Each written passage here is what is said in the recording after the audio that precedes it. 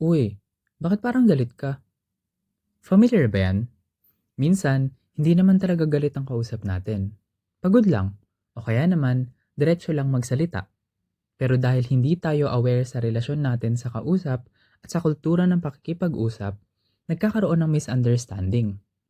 Imagine this, nasa jeep ka sa Quiapo. Bayad po. Simple, di ba?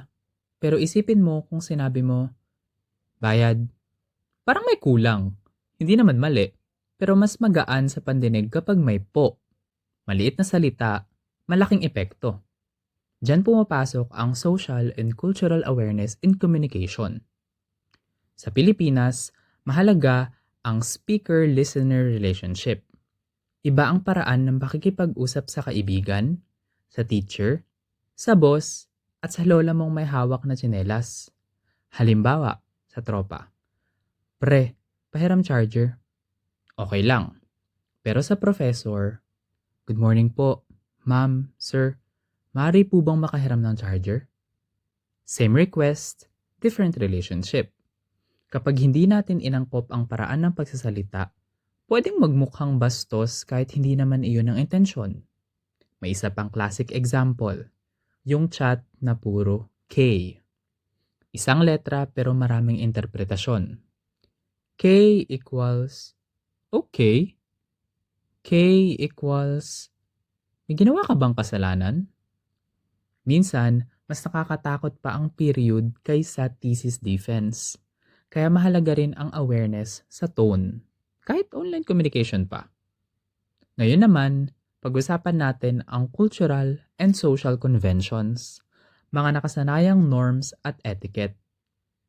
Sa kulturang Pilipino, uso ang paggalang sa nakatatanda, kaya may po at opo, pagmamano, at madalas may kumain ka na ba?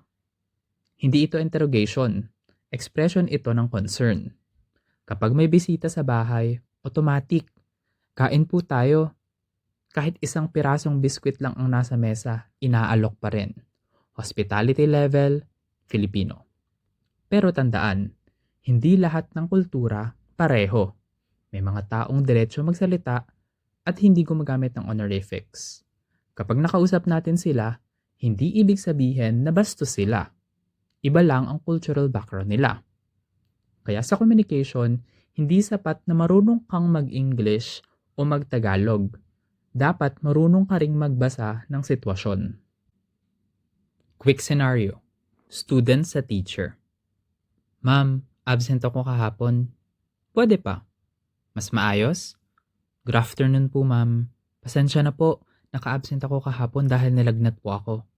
Mapapansin mo, mas may respeto at mas malinaw. Isa pang real life moment. Nasa karinderya ka. Ate, dagdagan mo nga rice. Parang utos. Ate, pwede pong dagdagan ng rice? Mas magaan pakinggan. Pareho lang ang gusto mo. Kanin. Pero magkaiba ang dating. At alam mo ba, minsan hindi sa salita ang problema, kundi timing. Halimbawa, may kaibigan kang bagong gising tapos unang bungad mo, uy, tumaba ka. Good luck sa friendship mo. Social awareness means considering not only what we say, but also when, where, and to whom we say it. Bago tayo matapos, tandaan ang simpleng formula. Observe plus respect plus adapt. Observe the situation, respect the person, adopt your language and behavior. Kapag ginawa natin yan, mas magiging maayos ang usapan sa classroom, bahay, workplace at kahit sa pila ng LRT. Kaya next time na magsasalita ka, online man o face-to-face, tanungin mo muna ang sarili mo. Kung ako ang makakatanggap ng mensaheng ito, matutuwa ba ako o mapapa-K ako? At doon, mas nagiging epektibo, mas magalang, at mas makatao ang communication. Salamat sa pakikinig. At sana sa susunod na bayad po, hindi lang barya ang maipasa natin, kundi respeto rin.